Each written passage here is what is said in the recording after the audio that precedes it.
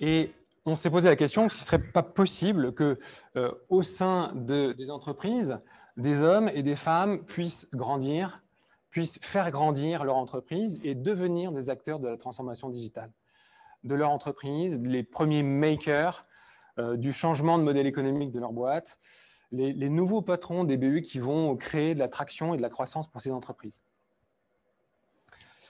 Et avec la volonté qui nous est propre, WeNetwork, de travailler dans l'écosystème de l'industrie, parce que ça existe déjà d'ailleurs dans le monde de la banque, de la finance et du retail, on s'est dit qu'aujourd'hui, on était convaincus que le moment était venu avec tous les outils de prototypage qui sont à disposition, qu'on a ici en base à Angers, pour aller tester le marché, qui nous permettent aujourd'hui de réduire considérablement le temps et les coûts d'industrialisation des projets. On s'est dit qu'il fallait qu'on fasse une belle rencontre, et ça a été l'occasion de rencontrer Pulson il y a quelques mois, un vrai acteur du changement, et puis qui manie à merveille ces fameux concepts de frugalité et de test and learn qui nous sont chers. Voilà, on croit vraiment que l'intrapreneuriat est un levier de croissance pour l'entreprise, avec des investissements qui sont très frugaux, un levier de rétention des talents et surtout un levier de transformation digitale de l'industrie.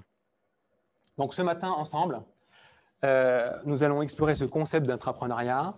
Je vais laisser la parole à Grégory pour nous parler de ce concept-là. Et puis ensemble, on ira aussi voir quel est le retour d'expérience de différents acteurs qui ont déjà vécu cet intrapreneuriat. Enfin, on vous demandera de passer dans un mode un peu participatif avec un atelier qui va nous permettre de faire émerger ensemble vos enjeux. Et puis, on vous fera atterrir sur l'étape suivante de cette rencontre d'aujourd'hui, voilà, qu'on vous dévoilera en toute fin. Voilà, merci pour votre attention. Je passe la main à Grégory. Merci Charles. Donc, vous avez derrière moi l'enjeu qui nous anime aujourd'hui, c'est bien sûr comprendre l'intrapreneuriat, mais c'est comprendre comment il peut aider à transformer l'entreprise. Donc, je vais vous présenter dans un mode flash de 10 minutes les grands concepts de l'intrapreneuriat, comprendre de quoi on parle. Par contre, je n'ai pas apporté les réponses. Les réponses seront apportées par nos praticiens qu'on a invités, qui sont tous de l'industrie.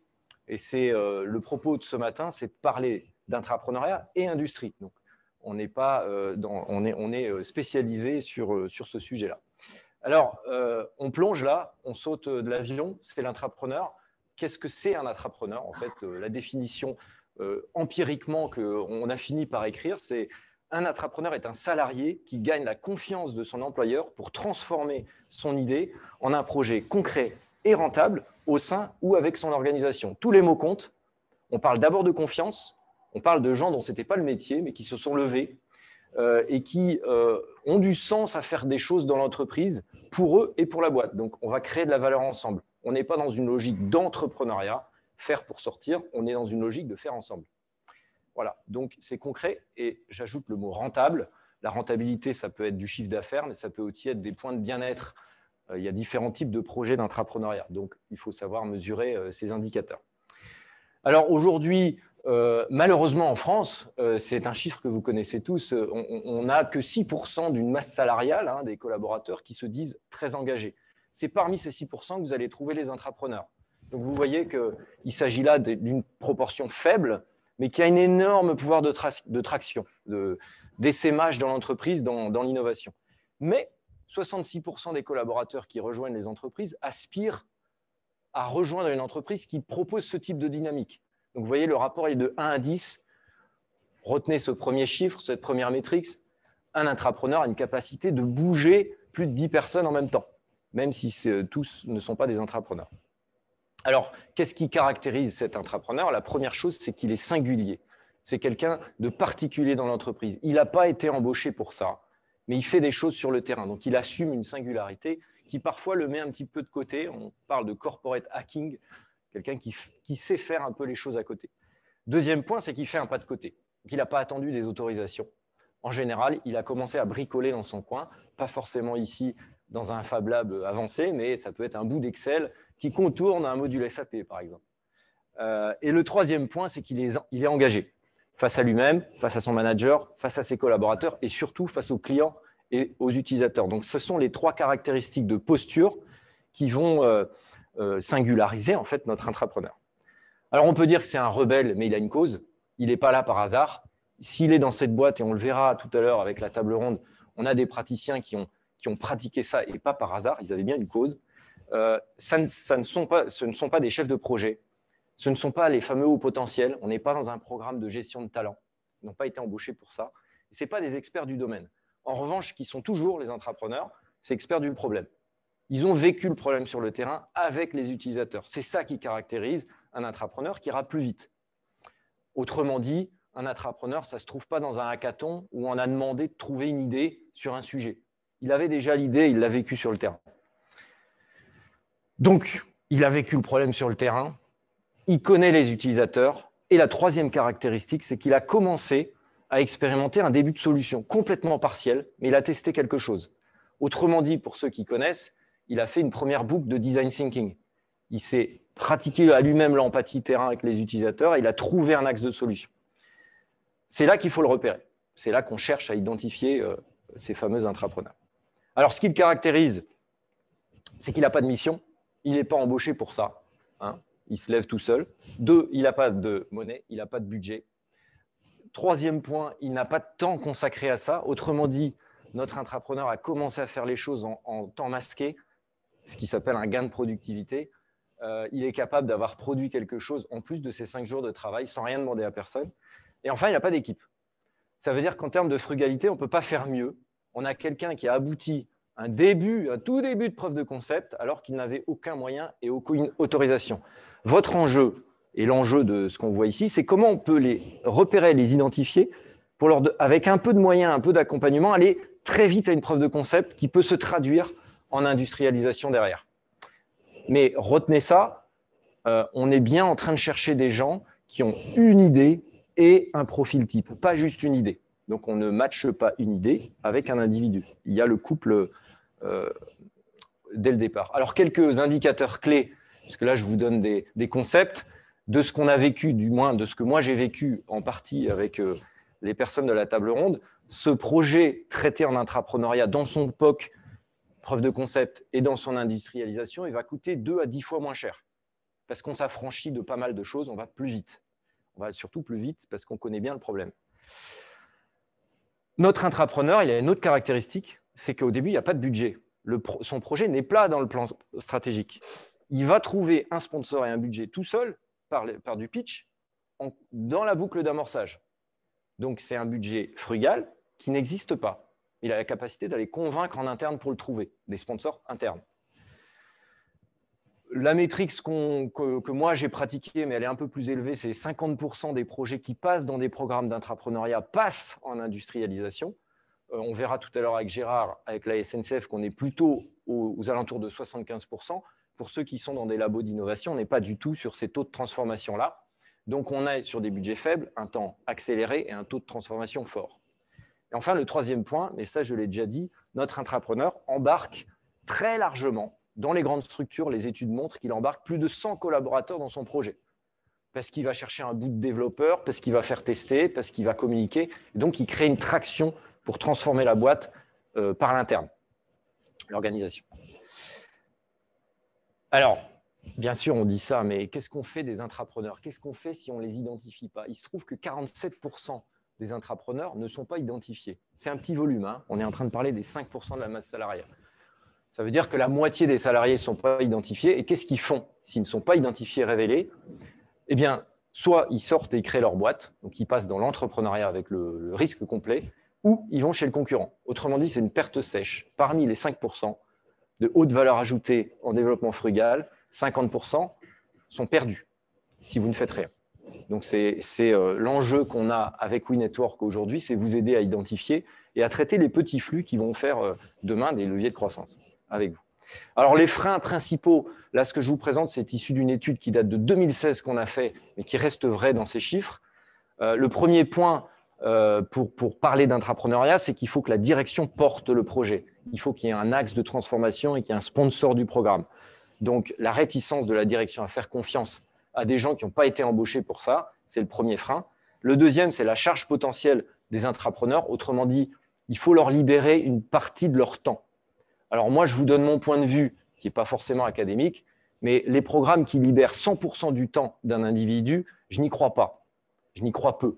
Alors ça peut marcher, mais il vaut mieux libérer une partie du temps et continuer à travailler en frugalité dans cette zone-là. On est en train de parler d'1 jour par semaine en moyenne. Et enfin, un management inadapté, puisque pour que l'intrapreneur puisse bosser pas complètement en temps masqué, il faut que son manager lui donne le droit de le faire et que les RH suivent aussi. Alors, son premier enjeu à l'intrapreneur, et c'est là où vous devez l'aider, il doit construire une équipe. Alors, il faut qu'il trouve un sponsor projet qu'il n'a pas au début. C'est son premier enjeu. Donc, on va l'aider à pitcher son projet, à convaincre en interne. En général, il va être aidé à titre personnel par un coach ou un mentor. En l'occurrence, ce n'est pas des coachs professionnels, mais c'est des gens qui ont connu ce parcours. Gérard, Pierre, Guillaume et Nicolas nous en parleront après. Être aidé avec avec quelqu'un qui l'a fait, ça fait grandement accélérer. Et enfin, il constitue une équipe. Et sa caractéristique, c'est qu'il va faire ce qu'on appelle du crowdsourcing. C'est-à-dire qu'il va aller récupérer des bouts de gens dispo, 3 jours de dev par-ci, quelqu'un de la com sur un jour. Donc, il ne va pas constituer une équipe ad hoc. Il va se servir souvent de ressources qui peuvent être dispo dans un labo d'Inno, mais il va aller chercher des gens qui ont envie de bosser avec lui. Et c'est ça la dynamique de transformation, notamment digitale. C'est que là, évidemment, on va essayer de brasser en distanciel. On va embarquer plein de gens qui vont contribuer à construire ce projet dans sa phase amont. Alors, un programme, si on veut en construire un, généralement, il a 3 étapes. On parle souvent de programme d'accélération. Ça, c'est une vision de start-up. En fait, tout se joue sur la préparation et sur l'atterrissage. Le programme à l'intérieur, alors là, il y a beaucoup de choses sur mes slides, mais on est en train de parler de 6 à 10 semaines. Comment on trouve ces intrapreneurs? Donc, moi, je vous le dis, la grande messe du concours d'idées, ce n'est pas la bonne idée. Ce qu'on cherche, c'est trouver des gens avec une idée. Voilà, donc on regarde les têtes qui dépassent et donc il faut aller sur le terrain. C'est le job des gens qui vont porter ce projet, c'est d'aller sur le terrain. Il faut caler les conditions avec les RH. Gérard nous en parlera. Et il faut trouver un sponsor du programme. Donc, c'est quelqu'un du niveau de la direction qui va dire « OK, on peut y aller » avec un petit peu de moyens. Le programme, lui, il est assez classique. On est sur des apports méthodaux en collectif. Souvent, on va embarquer une promotion d'intrapreneurs. En général, c'est 4 ou 5, en interne ou en externe. Hein, ça peut être mixte. On va avoir un niveau de coaching individuel. On va surtout maqueter les solutions. Donc là, on est sur des méthodos de type design thinking, bien sûr, et lean startup, parce qu'on parle de business model. Donc, on maquette énormément pour valider la preuve de concept. Et bien sûr, dans le programme, il va falloir trouver le sponsor qui permet de générer le budget. Et enfin, l'atterrissage, et c'est là où le taux de transfert se faut, de transformation. Il faut transférer ce projet, dans la plupart du temps, à une équipe de prod, qui sont les DSI ou des équipes de développement ou les opérations. Mais dans un cas sur 2, quasiment, l'intrapreneur va porter le projet dans sa phase d'après. C'est l'expérience qu'on va voir juste après, c'est-à-dire qu'il se transforme lui-même dans son poste de travail. Et dans certains cas, on a le cas qui s'appelle la spin-off, et qui est un peu un cas d'exception, en tout cas, ce n'est pas le cas majoritaire, où le projet va se développer à l'externe avec l'entreprise actionnaire ou meilleur client de cette spin-off. Et enfin, il ne faut pas oublier la valorisation et l'essaimage. Je suis dans mes 11 minutes, il m'en reste une, c'est ma dernière slide, je crois, pour poser le concept. N'oubliez pas, l'intrapreneur, il est responsable de son projet. On ne le dépossède pas. En agilité, on va appeler ça le product owner, mais il est plus que ça. Il est entrepreneur de son job, quelque part, en faisant ça en interne. Et si vous montez un dispositif, et si nous, on le fait avec WeNetwork pour vous aider là-dessus, ça ne fait que faciliter le parcours. Autrement dit, beaucoup d'intrapreneurs arrivent à faire les choses sans être aidés. Par contre, c'est des gens qui sont hyper engagés. Et donc, n'oubliez pas, si vous ne mettez pas un tamis pour repérer ceux qui ont cette capacité-là, vous perdez de la valeur qui part sur le marché, le second marché, c'est-à-dire vos concurrents. Alors, on va passer dans la deuxième phase. Donc là, on va mettre, il va y avoir un petit setup pour basculer sur la table ronde, donc nos 5 intervenants. Donc, je vous retrouve dans 30 secondes, un petit peu à droite, avec les intervenants. C'est parti. Alors, nous voilà de retour. Sur cette fois-ci une autre scène qui est la table ronde. Donc, je ne vous cache pas qu'en distanciel, c'est un peu sport. mais on essaye de vous donner un format interactif et un petit peu mieux que chacun fasse caméra. Donc, merci d'être là tous les 4. On a aussi Nicolas Renoux qui va nous rejoindre, mais en distanciel, de la SNCF qui ne peut pas être parmi nous aujourd'hui, qui va intervenir en deuxième partie. Donc, comme j'évoquais tout à l'heure, l'idée, c'est que j'ai posé les concepts, mais les réponses sont nos praticiens qui les ont. Et donc, on va voir en détail comment l'intrapreneuriat facilite la transformation, et notamment digitale, dans les entreprises. Alors, Gérard Legrand, bonjour, rebonjour. Gérard Legrand, la SNCF. Donc, la première question, donc Gérard Legrand a mené un projet en 2017-2018, un programme d'intrapreneuriat au sein de la SNCF Pays de la Loire, donc qui a embarqué 4 projets avec 7 intrapreneurs. Donc, la première question qu'on a envie de vous poser, c'est comment ce programme est né et quelles sont ses caractéristiques clés pour que ça fonctionne bien? Alors, comment il est né? Ce qui est important déjà de comprendre, c'est que ce n'était pas une demande. Il est né spontanément. Il est né d'une discussion entre collègues où on parlait. Alors, on est en 2017. Le mot intrapreneuriat n'était pas du tout à la mode. C'était un entrepreneurship. Donc voilà. Donc il est né d'un coup de Google, voir ce que c'est, etc. Ouais. On a découvert des choses. Puis on s'est dit, il y a peut-être quelque chose d'intéressant à explorer. Puis on était à la recherche d'un projet dans notre équipe qui travaillons sur tout ce qui peut être en rupture, qui n'était pas technique, puisqu'on travaille beaucoup sur la technologie. Et on s'est dit, il y a peut-être quelque chose à faire pour trouver des relais, des nouvelles idées, etc. Donc on s'est dit, on va monter le truc. Au départ, donc j'ai pris ce truc-là. Je me dis, tiens, c'est nouveau, ça m'intéresse, je vais essayer de travailler là-dessus. Donc, il faut rappeler qu'on est en 2017, on en parle à peine de l'intrapreneuriat. Donc, au début, je regarde un peu ce que c'est. Et puis, je prends une feuille. Enfin, j'ai un réflexe d'ingénieur. Je prends une feuille blanche, puis je commence à faire le plan, etc. Bon, voilà, OK. Très vite, je me rends compte que ce n'est pas la bonne méthode, que je tourne en rond. Donc, moi, mon réflexe, c'est intelligence collective et j'en parle autour de moi, je trouve d'autres collègues et on commence à se dire, est-ce qu'on ne montrait pas un truc, un programme pour aider les gens, pour essayer de trouver des nouvelles idées. Très vite, je me dis qu'il faut que je trouve un sponsor, donc j'obtiens un rendez-vous avec ma DRH. De l'époque, donc la DRH de l'entité dans laquelle j'étais, donc c'était une DSI dans laquelle on était. Je vais plus loin parce que la DRH de ma DSI c'est bien, mais je vais voir le DRH de la direction régionale locale, Pays de la Loire. Et puis le directeur de la DSI, voilà. Donc on dit combien ça coûte. Donc finalement, vous trouvez un sponsor. Oui, je trouve un sponsor. Enfin, un sponsor, derrière, il y a l'idée du budget. Donc, on me dit combien ça coûte, je dis 0, puisque de toute façon, pas de budget. Pas de budget. Donc, du coup, 0 en général, c'est facile à obtenir.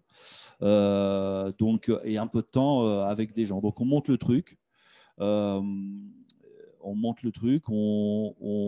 Ensemble, donc on fait quelques ateliers, on a habitué des techniques classiques agiles, donc on fait des ateliers, on construit un début de charte, on construit un début de parcours pour les gens, mais le sujet clé, c'est comment on trouve les intrapreneurs. Donc finalement, vous créez un cadre avec un groupe divers de managers, directeurs qui ont leur point de vue.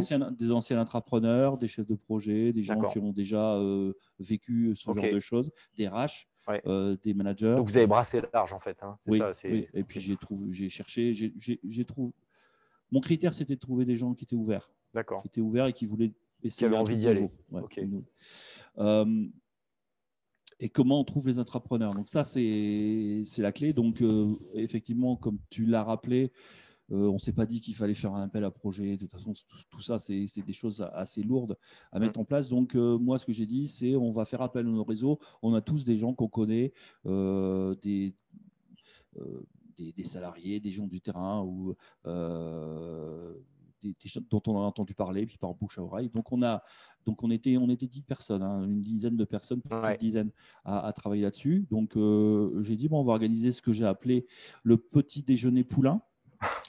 J'ai appelé ça parce que j'avais amené du chocolat poulain et aussi parce que chacun devait amener un poulain. Donc, quelqu'un qui avait quelque chose à proposer. Donc finalement, l'idée, c'est de dire, on est un groupe, on va aller voir sur le terrain, on va regarder les têtes qui dépassent et on va leur proposer de venir nous présenter, si on les trouve, leur projet. En fait. C'est ça. On va leur dire, présentez-nous votre idée, qu'est-ce que vous avez envie de faire, et nous, on leur présente aussi ce que nous, on peut faire pour les aider. D'accord. Je ne vais pas parler de tous les projets. On a eu 6 candidatures, entre guillemets, parce que c'est pas une sélection. On a eu 6 sujets, on en a retenu 4. C'était amusant, c'était plutôt des binômes qui sont arrivés. Et on a vu arriver des gens qu'on n'attendait pas. Moi, je m'attendais à avoir des chefs de projet. Et en fait, finalement, on a eu, par exemple, sur les 7 collaborateurs, il y avait 4 contrôleurs, 2 personnes qui travaillent dans les technicentres et une personne qui travaille en DSI. Donc là, le profil, c'est vraiment des gens terrain. C'est ce qu'on évoquait dans l'intro, confrontés à des problèmes concrets face aux usagers, aux voyageurs, etc. On n'est pas sur des sachants. Non, pas du tout. On est sur des gens qui découvraient complètement, qui nous découvraient, qui ne connaissaient absolument pas, à part celui qui avait identifié la personne, mais qui découvraient ce monde-là. Alors, comme c'était nouveau pour nous, c'est encore plus nouveau pour les utilisateurs. D'accord. Voilà. Et alors, ces projets, on ne va pas rentrer dans le détail parce que juste après, Nicolas, qui est un des intrapreneurs de la promo, va incarner le sujet. Qu'est-ce que c'est les métriques? On avait 4 projets, 7 intrapreneurs. Comment ça s'est transformé finalement? Alors, sur les 4 projets, il y en a 2 qui sont partis en prod, donc on est bien sur 50%. 50%. Voilà. Je ne me suis pas trompé. Si, tu as dit 75. Jusqu'à 75. Oui.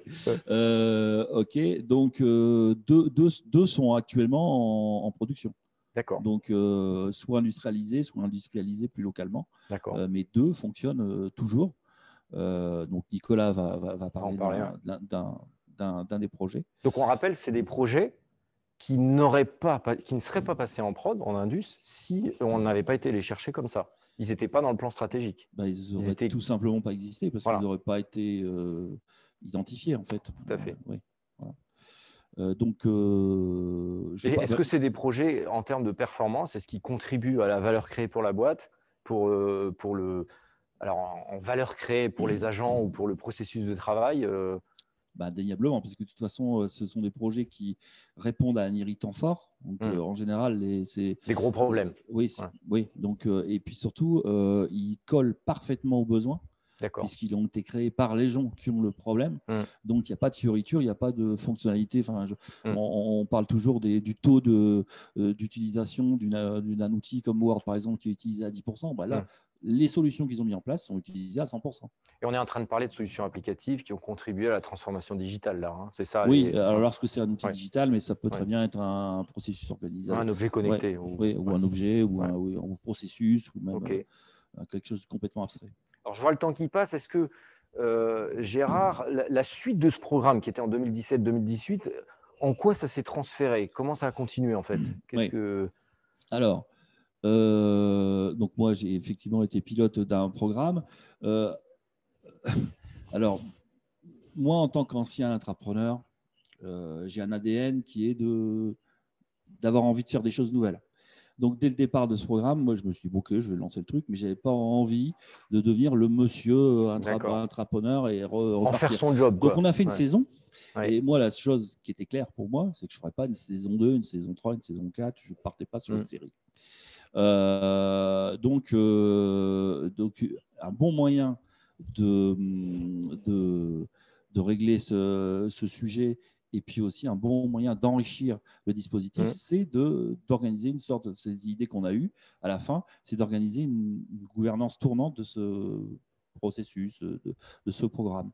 Et donc, on a bénéficié du réseau d'entreprises et de l'implantation régionale des maisons du digital qui s'appelle les 514 à la SNCF. Et j'ai proposé que du 514 de Nantes, on transfère la saison 2 au 514 de Lyon. D'accord. Et du coup, on a fait tout un… Donc, un autre pilote de programme, Voilà. un autre Gérard, mais à Lyon. On a transféré effectivement. Dominique, c'est ça, voilà. Un Dominique Damid à Lyon, Ouais. qui a repris D'accord. ce programme-là pour Lyon et ils l'ont enrichi. Ils ont fait 5 projets, ils ont trouvé des nouveaux entrepreneurs. Donc, c'est la même logique, mais ils se sont appropriés le programme et ils l'ont hybridé par rapport à la logique terrain, quoi. C'est ça. Ils l'ont adapté à D'accord.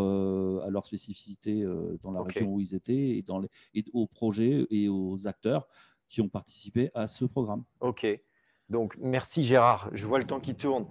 Mais tu as peut-être un dernier conseil peut-être à donner à ceux qui voudraient s'engager à titre de pilote de programme ou de sponsor de programme, peut-être?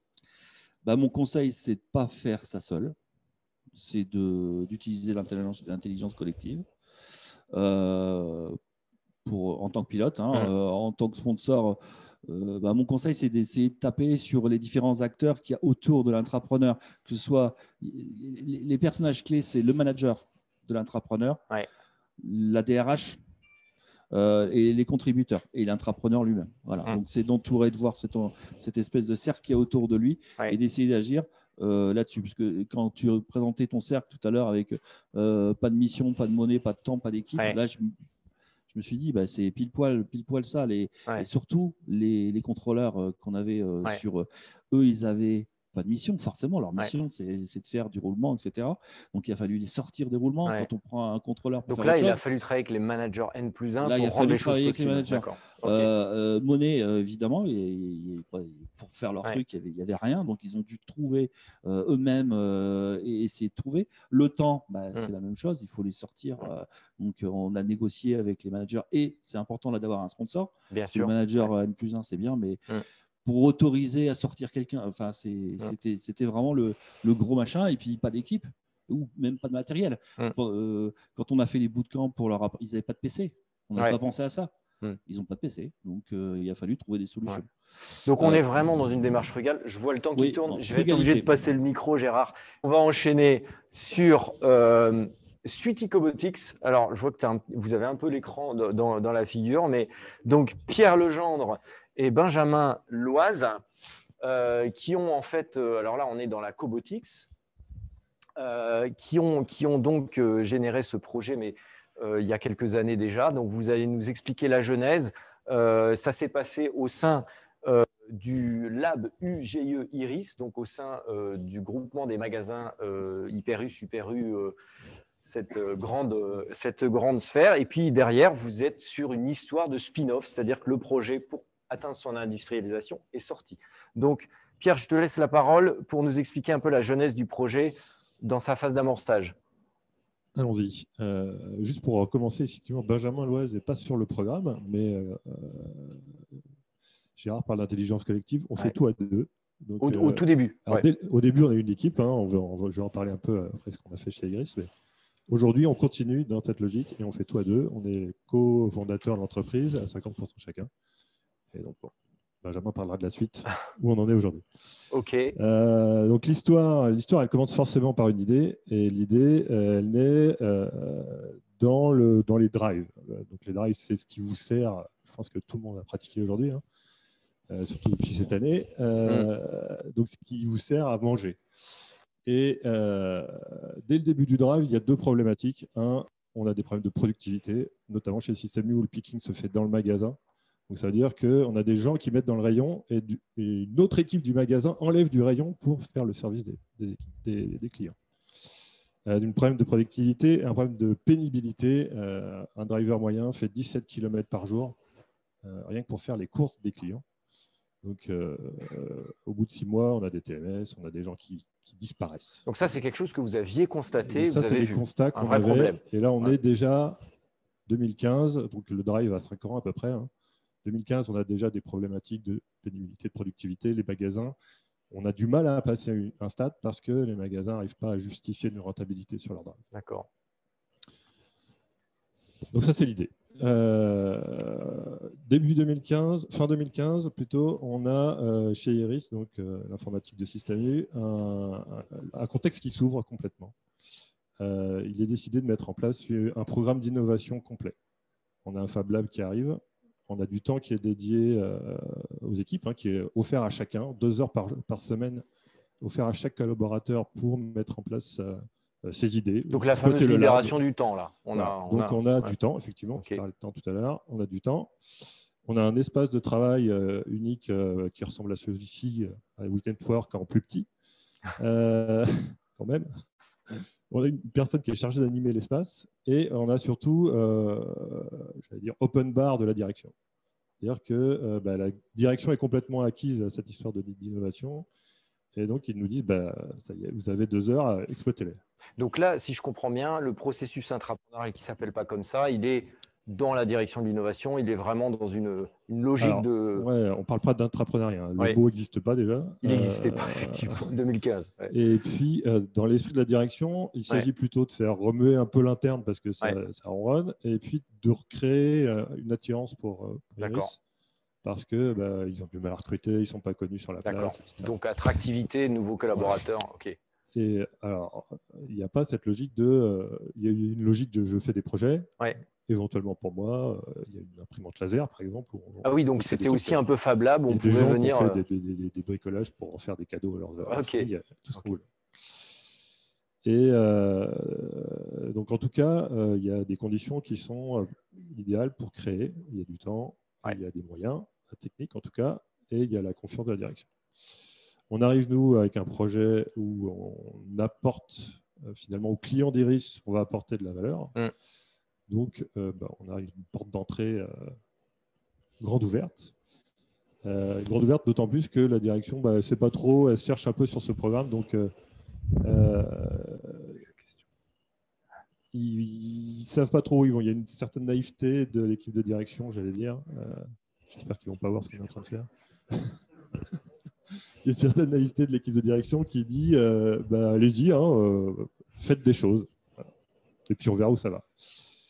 Et je reprenais l'autre jour les slides qu'on avait fait à l'époque. Et sur les slides, on avait déjà écrit que l'objectif, c'était de créer une entreprise. Est-ce que, alors ça, c'est une vraie question qui est d'ailleurs posée sur le chat. Combien de projets partent en spin-off, comme on dit? Un spin-off, c'est une externalisation. On n'a pas les chiffres. Mais ce que je peux vous dire pour moi piloter des programmes, c'est que c'est une exception, en fait. C'est une exception, le projet qui spin-off. C'est une belle histoire. Ça arrive. C'est celle qu'on voit parce qu'elles font la une sur Ouest France, mais en l'occurrence la vôtre. Mais d'ailleurs, l'image qui est derrière, c'est bien le cobots là, que vous voyez en rayon en train de faire le job. Mais c'est reste une exception, cette histoire de spin-off. Il y a un des seuls cas chez Iris. Voilà, c'était le seul cas. Bon, on va voir juste après comment ça s'est passé, mais restons sur donc, les conditions. Donc, on est sur des conditions idéales, on a du temps, on a un accès à la direction directe. C'est-à-dire que quand on vient raconter ce qu'on veut faire, on pitch devant la direction. Donc, on a une réponse en live, oui, non, on fait ça, on ne fait pas ça. On a du temps, on a une direction, je ne sais plus les autres. On a une équipe motivée. Alors, contrairement à ce que tu dis, on a une équipe de chefs de projet. Alors, vous aviez… Donc, il y a une équipe qui se constitue. On n'est que 2 à être sortis, mais on était 6. On a commencé à 8. Il y a un noyau de 6 qui s'est formé au fil de l'eau. Et c'est 100% de chef de projet. Est-ce que, juste avant de passer la parole à Benjamin, en termes, alors sans citer les budgets, Pierre, comment cette phase de créer un démonstrateur, ce qui est quand même pas rien dans l'industrie de créer ce genre d'engin, le faire en interne versus le faire autrement dans une procédure classique, est-ce qu'on a gagné? Est-ce qu'on a gagné en budget? Est-ce qu'on a gagné en temps? Sur quoi on a gagné en fait, essentiellement? On n'a pas gagné en temps. Ça, c'est sûr, parce que finalement, on a refait tout ce qu'on avait fait en interne. Une fois sorti. Oui, mais ça, c'est la logique de l'industrie. D'accord. On n'a pas gagné de temps, c'est sûr, parce qu'en 2 heures de temps par jour, même si on tire les 2 heures. Oui, c'était très étiré. D'accord. Vous n'arrivez pas à faire grand-chose, même à 6.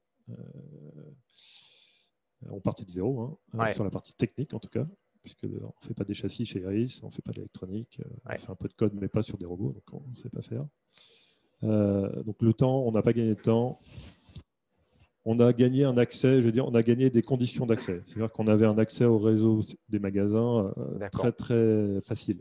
On a vu tous les associés qu'on voulait, on a été présenter le robot au congrès des associés.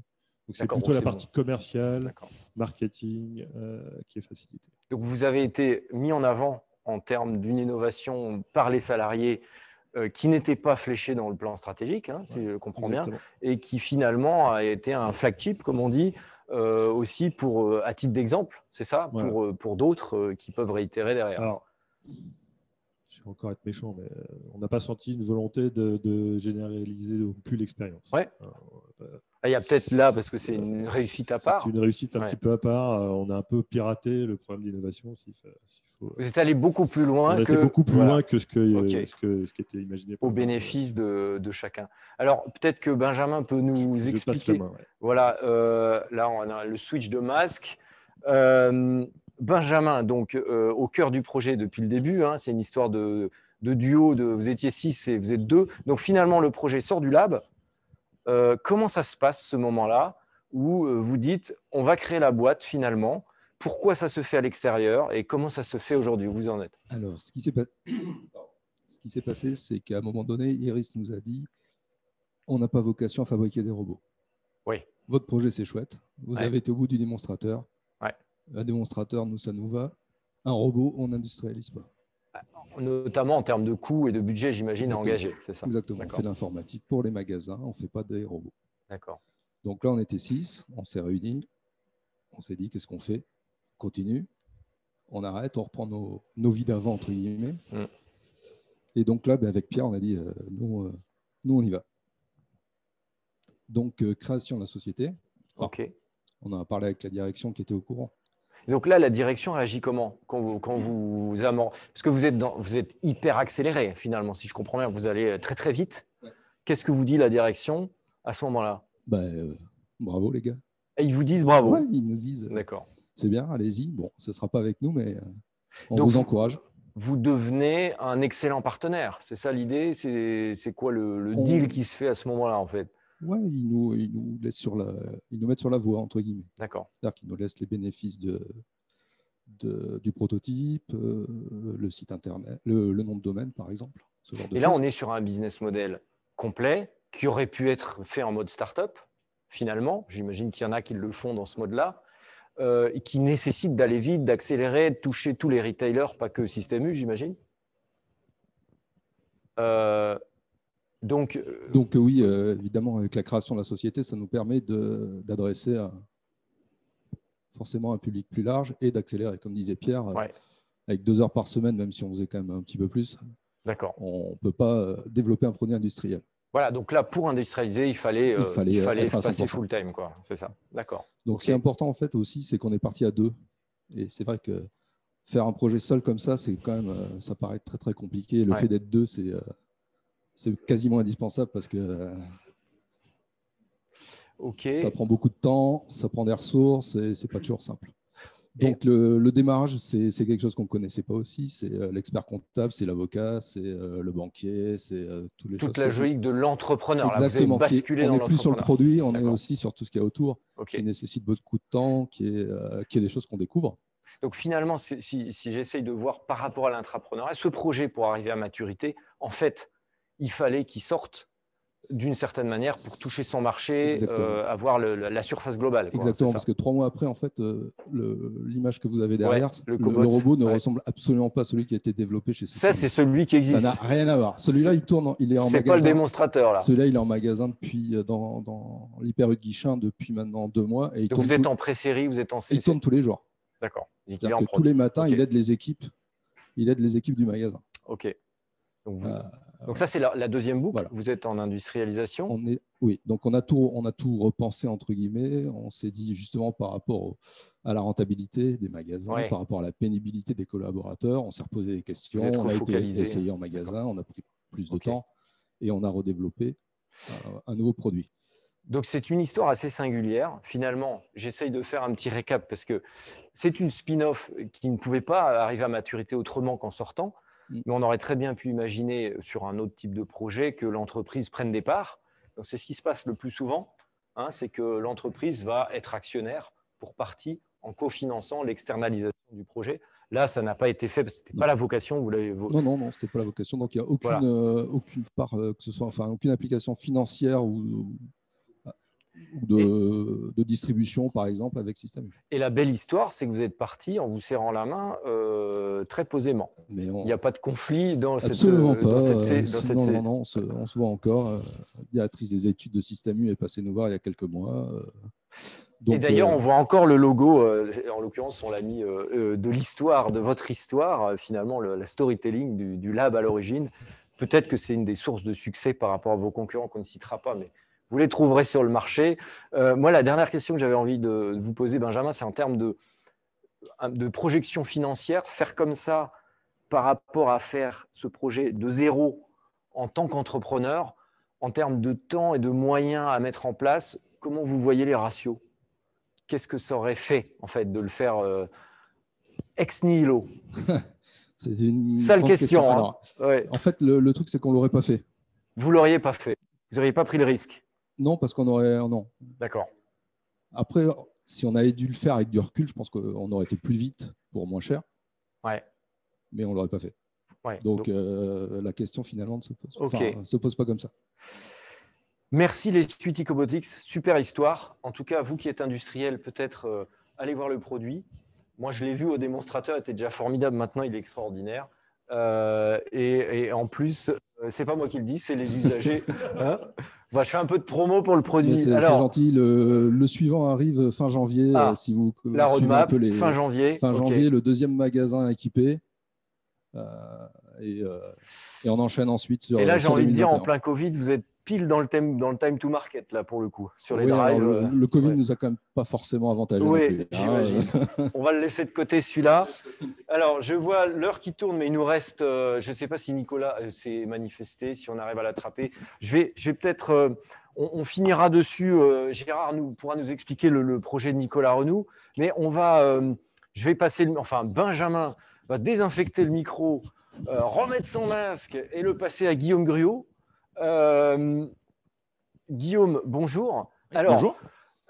Guillaume, on se connaît puisque lui a participé à un autre programme qui s'appelle le Disrupt Campus Nantes, qui est piloté par l'Université de Nantes. Donc, tu as fait partie de la promotion précédente 2019-2020. C'est ça. Donc, c'est encore tout frais.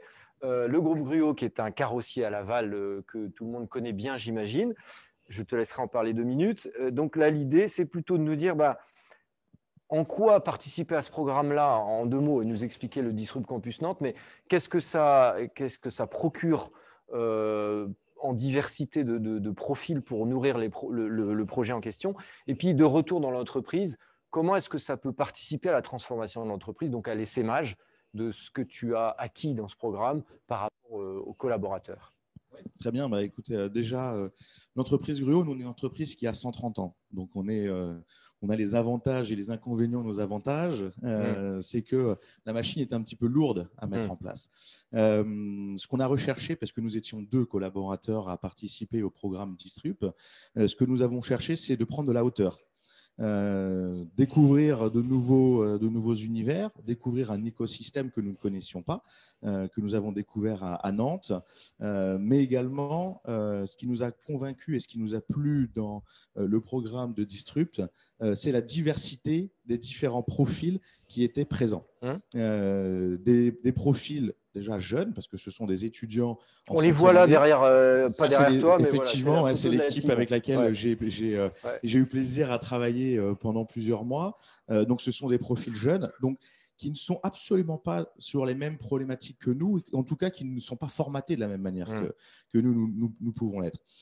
Nous avions une problématique qui était la mobilité du dernier kilomètre. L'entreprise Gruot, tu l'as dit, c'est un carrosserie industriel. Nous œuvrons pour les professionnels sur la mobilité. Et l'exemple du drive est un bon exemple. Le dernier mètre est quelque chose d'essentiel, ou en tout cas le sera à l'avenir. Donc, c'est le challenge posé, c'est ça? C'est comment on équipe ce dernier kilomètre? Exactement. Comment on va livrer? Comment on va livrer dans des centres qui sont de plus en plus fermés? Comment on va apporter de la valeur ajoutée à ces livreurs, que ce soit en vélo, en cargo ou en véhicule ou en mobilette électrique? Voilà. Donc, en fait, tout ça, on l'a posé. Et ce qui a été convaincant avec le Disrupt Campus, c'est que ces jeunes que vous voyez là, ils n'ont pas la même histoire que nous, et surtout, ils n'ont pas la même projection que nous, ils n'ont pas la même vision que nous. Et ce sont ces jeunes-là qui commandent en permanence sur Internet, qui vont sur les sites marchands. Et donc, du coup, ça nous semblait intéressant de pouvoir confronter une entreprise vieille de 130 ans à des jeunes qui avaient la possibilité, qui avaient une vision différente. Donc là, c'est le pas de côté. C'est ça, tu fais le choix de dire je vais on va mon projet un temps pour… c'est ça l'idée ? Ouais, on va s'oxygéner, on va prendre de la hauteur, on va se faire aussi un peu bousculer, parce que forcément, on arrive avec des idées un petit peu préconçues. On se dit, bah oui, il faut aller, nous qui sommes industriels, on sait que c'est vers cette ligne-là qu'il faut aller. Et puis, bah, forcément, là, on se fait disrupter, si je puis dire, par ces jeunes, par les équipes aussi, par les formateurs avec lesquels nous avons œuvré pour arriver à différents scénarios qui ont été exposés, proposés, travaillés. Et puis, bon, bah, après, c'est le principe de l'innovation aussi, où on part un petit peu dans tous les sens. Et puis, au fur et à mesure qu'on tire toutes les ficelles, il y a un projet qui va en sortir. Donc, pour répondre à la première question, pourquoi participer à un programme externe, bah voilà, c'était déjà pour toutes ces raisons-là, pour se disrupter, pour pouvoir s'ouvrir et découvrir aussi de nouvelles méthodologies. Chez Gruo, nous avons un Ginov Lab, un Gruo Innovation Laboratoire, que nous travaillons. Gruo innove régulièrement à des processus d'innovation, mais il nous semblait important, avec mon collègue Jean-Marie, de pouvoir sortir un petit peu de ces sentiers tracés, on va dire, de la part du groupe. Voilà. Et alors, qu'est-ce que l'enseignement principal parce que là, le programme est terminé, donc cette phase de démonstrateur, enfin de POC, on arrive en plein Covid, on dit le programme se termine pile quasiment dans ce contexte-là. Donc, mais qu'est-ce qu'il en reste pour toi, Guillaume, de retour là justement dans l'entreprise en disant qu'est-ce qu'on peut transférer aux collègues? Comment on peut réitérer ça pour contribuer à accélérer ces processus de transformation? Il y a deux choses. Tu l'évoquais tout à l'heure, le POC, la preuve par le concept. Déjà, ça, c'est un formidable vecteur de communication. Effectivement, la session s'est terminée début d'année, juste avant quasiment de Covid. Février, c'est ça, le Covid arrive après. On avait donc proposé à nos jurys un POC, en tout cas un démonstrateur qui avait été salué. Je me plais de le dire parce que ça a été un vrai travail et qu'il a été récompensé. Et nous l'avons présenté en interne. Auprès de, on a quelque part à nos sponsors qui avaient accepté que nous fassions la formation. Et ce projet-là a été salué aussi en interne et tellement salué que nous avions pris des rendez-vous avec des acteurs de la distribution. Je ne vais pas donner les noms ici, mais en tout cas des très grands acteurs internationaux pour le coup, qui étaient prêts à venir découvrir le projet que nous avions mené. Et malheureusement, le Covid est arrivé. Je dis malheureusement parce que plus de déplacements, donc ces acteurs-là n'ont pas ont plus la possibilité. Il y a un petit frein, quoi. Et puis c'était au début, pas de visio, etc. Enfin voilà, ça a été un petit peu compliqué. Mais on garde ce projet-là sous le coude.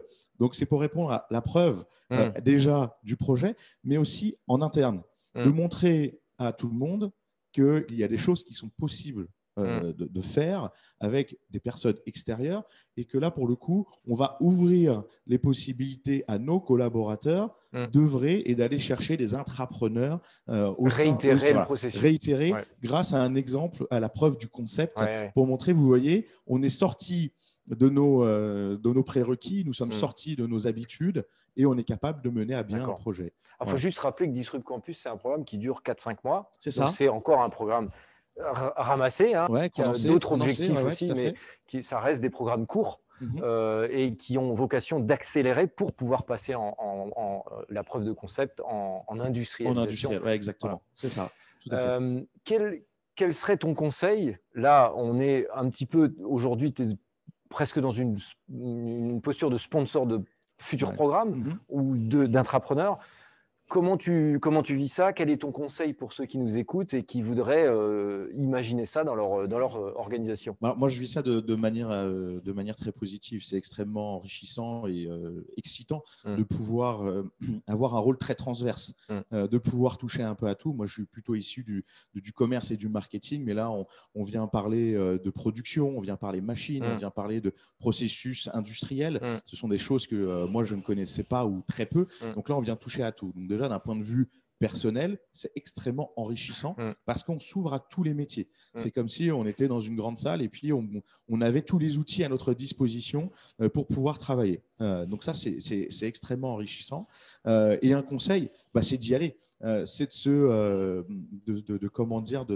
se proposer, de sortir un peu du lot, de se manifester et de croire en ses idées, de croire en son projet, parce qu'il y a toujours quelqu'un quelque part qui va aussi nous aider à démêler les problématiques sur lesquelles nous sommes. Donc, c'est vraiment de sortir.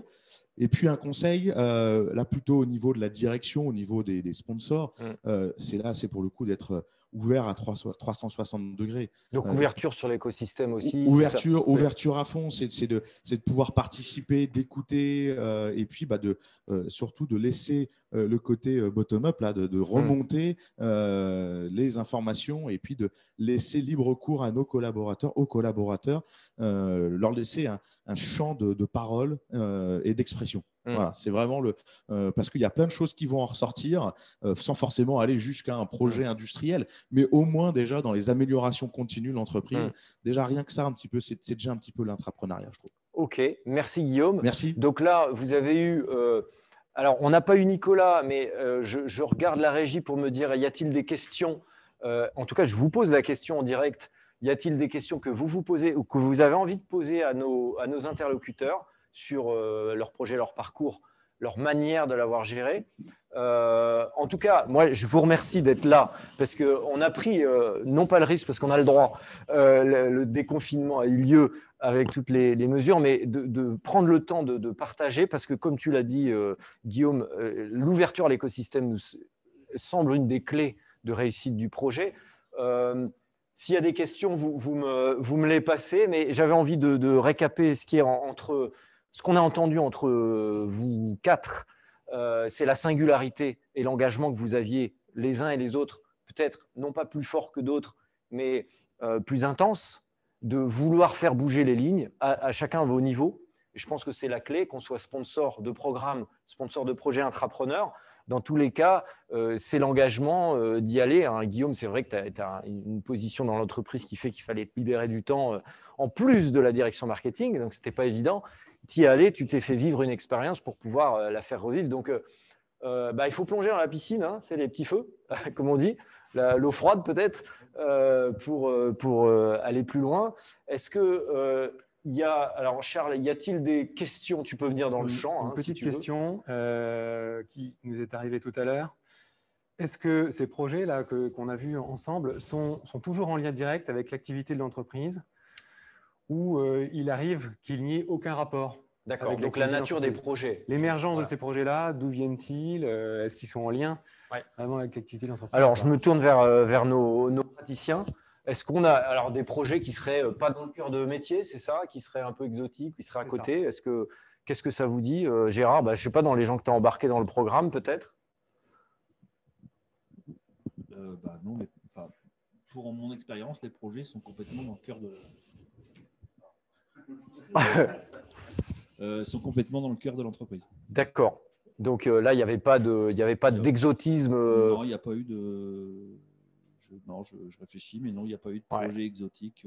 Alors, on n'avait pas présenté Nicolas, mais tu peux peut-être en dire deux mots. C'est un des projets de ce programme, c'était le programme Signaux, le projet Signaux. Ouais.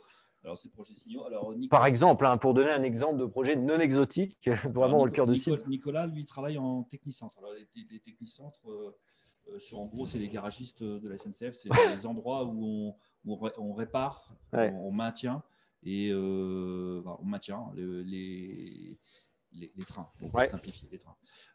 Donc, il y en a ça Nicolas le saurait. Il y en a quelques dizaines en France. Il n'y en a pas une centaine même? Il me semble qu'on est… Ça fait quelques dizaines. Oui, fois 10. Je ne connais pas le chiffre exact, donc je ne me lance pas. Ouais. Je me lance pas.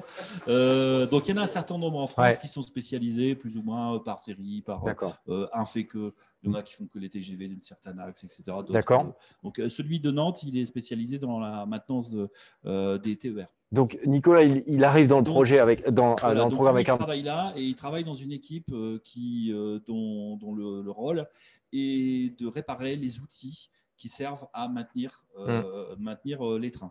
Donc, quand je dis des outils, c'est pas que des clés à molette il y a des trucs énormes comme des pompes à sable, des choses compliquées, des cuves de fuel, etc.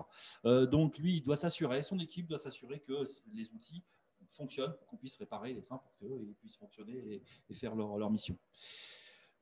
Ils ont un système de l'organisation de leur travail et je fais rapide. Bon, alors, leur travail, c'est avec des tickets, c'est un peu obsolète, etc. Et ils veulent un truc en mobilité avec des alors nous, on leur fait un truc en QR code, etc. Donc, ils ont des idées, mais ils ne savent pas du tout. Ils avaient bricolé des choses. Alors, ils avaient bricolé un premier truc. Ils avaient pris un machin open source qu'ils avaient bricolé mais qu'ils avaient fait en Shadow IT. Donc, un début de preuve. D'accord. Voilà, donc effectivement, les deux projets, il y a quand même un point commun entre les deux projets qui sont passés en prod, c'est qu'ils avaient déjà un petit truc. Ouais, on l'avait dit, ils avaient fait un Google Form. Ouais, ils avaient bricolé un truc. Ils avaient bricolé un truc, donc ils sont arrivés déjà avec une idée, une maquette, pas une maquette réelle, mais voilà. Donc ils ont été après plus loin. Donc ils ont réalisé leur truc, ils ont participé au bootcamp, ils ont progressé, ils ont bénéficié de tout ce qu'on a. Et surtout, il y a un moment clé, c'est qu'eux, ils ont le projet de Nicolas avait besoin à un moment donné de trouver de l'argent pour déployer, pour développer une partie. Et ils ont trouvé de l'argent, donc ils ont utilisé leur capacité de pitch. Etc. Donc on leur a appris à pitcher, ils sont allés chercher un budget. Ils sont vraiment allés chercher un budget. D'accord. Devant leur direction, et c'est eux qui l'ont fait. Enfin, moi, je parle de ça, moi, je ne suis pas du tout… Alors, c'est peut-être quelque chose qu'on n'a pas évoqué, mais je rebondis là-dessus, c'est le pouvoir de transformation de l'individu. On dit souvent que l'intrapreneur, il va faire un parcours sur lui-même, sur la solution, parce qu'elle n'existerait pas sinon, et sur l'organisation, les 3 niveaux. C'est comme ça que j'ai embarqué les RH. Moi, je les ai appâtés, parce qu'il faut parler le langage des soins.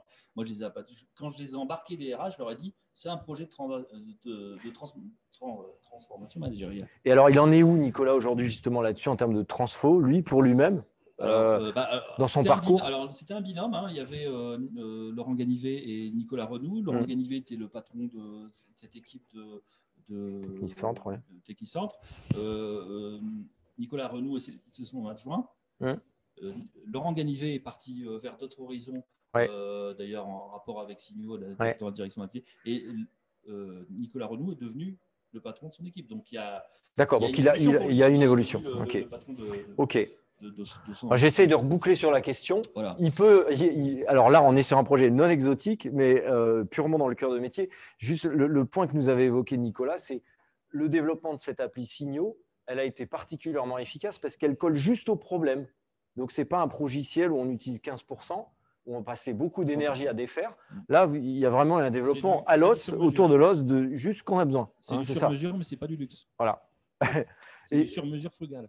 Alors, la métrique, je la donne parce qu'on avait fait cet échange avec Nicolas, c'est que ce projet, il coûte en moyenne, moins dans l'estimation, quasiment 10 fois moins cher que ce qu'il aurait pu coûter s'il avait suivi les arcanes classiques d'une DSI. Justement parce que c'est porté par des gens qui connaissent le problème et on a développé juste ce qu'on a besoin, rien d'autre. Et je crois que Nicolas, justement, est lui-même en charge de son déploiement.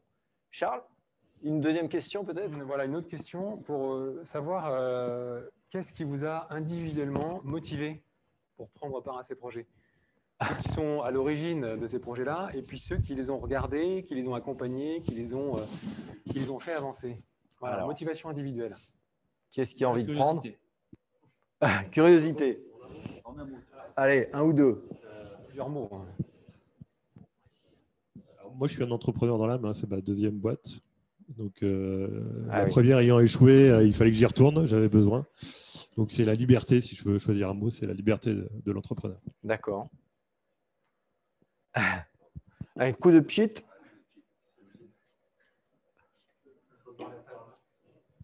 Ouais, on peut garder le masque si vous voulez. Donc, Benjamin. Je ne vais pas faire en un mot, je vais avoir du mal.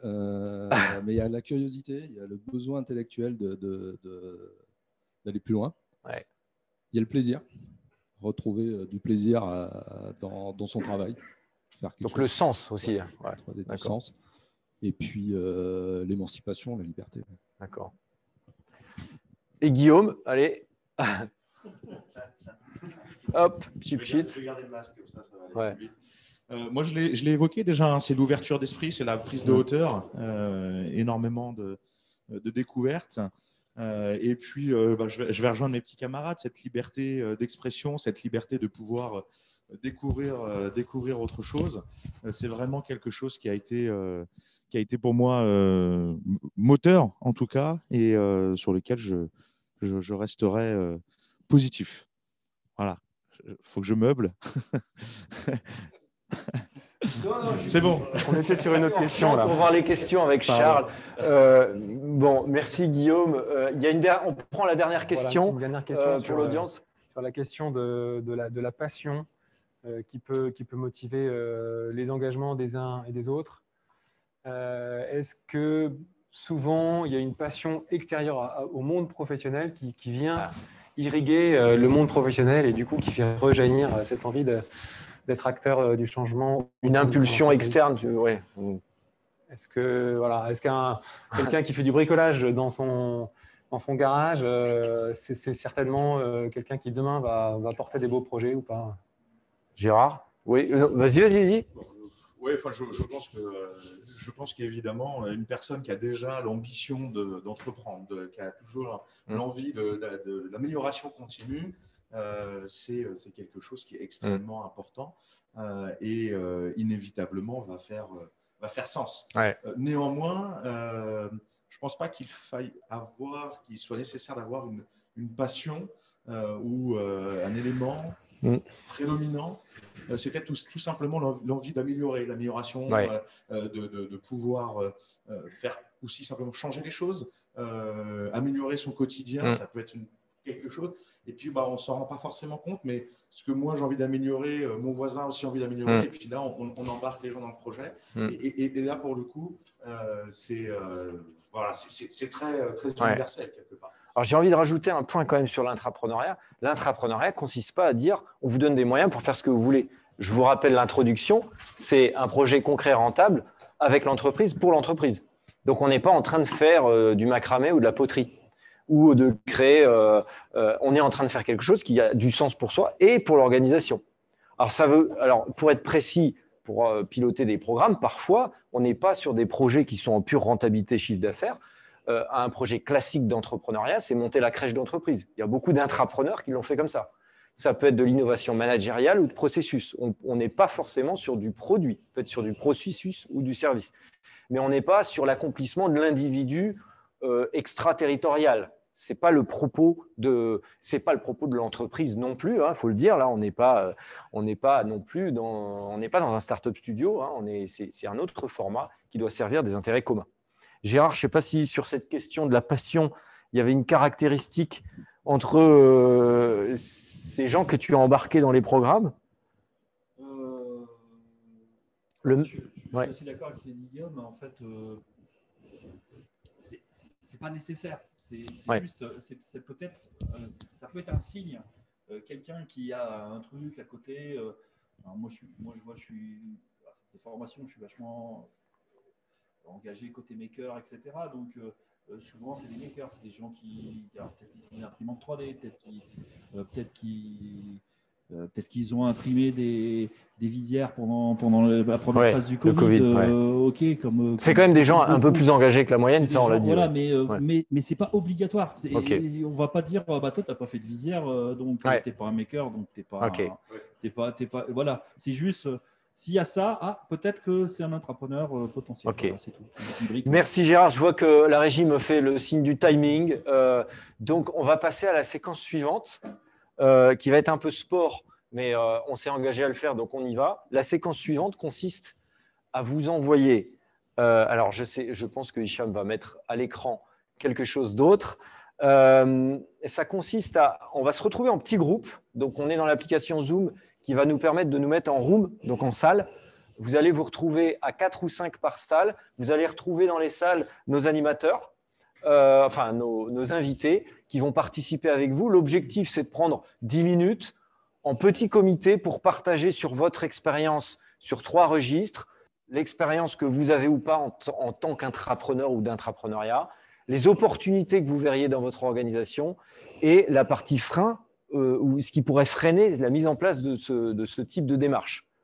Donc, vous verrez, donc, on va aller dans une application qui s'appelle Miro, que normalement vous voyez à l'écran. C'est une application de travail collaboratif. Donc, cette application, vous avez le lien normalement dans le chat qui vous est envoyé. Vous allez pouvoir vous connecter dessus et vous allez vous retrouver magiquement à 4 ou 5 par room. Donc, l'idée, c'est de travailler en post-it virtuel. Vous choisirez chacun une couleur de post-it que vous voyez en bas à gauche du frame. On appelle ça un frame dans Miro. Vous choisissez une couleur et puis vous répartissez vos post-it dans les 3 registres. Et puis, ça, c'est le premier temps, 5 minutes chacun, individuellement. Et puis, 5 minutes d'échange collectif, de pratique. Donc, il y a peut-être des choses qui seront contradictoires ou des choses que vous regrouperez. Vous pouvez bouger les post-it. Et après, on se retrouve en assemblée pour la clôture dans 10 minutes un petit peu plus chrono. Et restez bien en ligne parce que vous aurez une surprise avant la fin. C'est un peu comme chez Jacques Martin à l'époque. Mais quand même, il y a quelque chose qui vous attend pour aller plus loin. Donc là, vous allez vous retrouver dans les rooms. On compte sur vous là pour être actif en 10 minutes chrono. Et s'il y a des problèmes, vous restez sur le chat. Vous pouvez chatter entre vous. Voilà. Donc, on se retrouve ici en assemblée dans 10 minutes. À tout de suite. Welcome back sur la partie l'assemblée. On se retrouve en assemblée après ce court moment en petit groupe. On voulait vous offrir ça pour pouvoir avoir un échange un peu plus interactif. Là, on était nombreux, donc ce n'était pas possible en assemblée. J'ai demandé à Charles de me rejoindre pour le finish. Alors, comme on est un peu pris par le temps et qu'on s'engage à finir dans le timing, hein, oui. Charles, on va pas avoir le temps de partager ce que vous avez partagé dans Miro. On voulait vous offrir ce petit moment d'intelligence collective. Mais par contre, on s'engage à faire une mini-synthèse puisqu'on va faire un montage en fait, de ce webinaire. Vous avez compris qu'on a monté une logistique un peu complexe de manière à faire une post-production de ce qui a été dit et des éléments que vous avez partagés. Donc, vous recevrez ça dans les semaines qui viennent, dans les jours qui viennent par email. Merci beaucoup en tout cas de vous être prêtés au jeu. Merci à nos 4 tables rondeurs qui ont été parfaits sur tous les registres. C'était sportif. Je vous ai promis une petite surprise. Alors, tout simplement, maintenant qu'on a fait cet apéritif, on va dire, ou ce petit déjeuner poulain, comme dirait Gérard, de l'intrapreneuriat, pourquoi pas vous tester, vous, votre boss, votre N+1, votre dirigeant, vos collaborateurs. Pour ça, on vous propose un outil gratuit qu'on a mis au point qui s'appelle l'Intradiag. C'est le test de maturité intrapreneuriale. Vous le voyez à l'écran derrière moi. Vous le trouverez sur le site web pulson.fr intra-diag. Vous le trouvez le lien dans le chat. Donc, c'est simplement une manière de vous tester. Ça vous permet, c'est un quiz qui donne un score, qui vous donne un petit peu où vous en êtes et où en sont vos collaborateurs par rapport à ce sujet. Voilà, donc l'action là qu'on vous propose, le call to action, comme on dit, c'est allumer ce petit feu pour vous et continuer cette réflexion en interne. Charles, je te laisse la parole sur la conclusion de ce webinaire. Peut-être remonter quelques idées que vous nous avez partagées et qui ont fait tilt chez moi.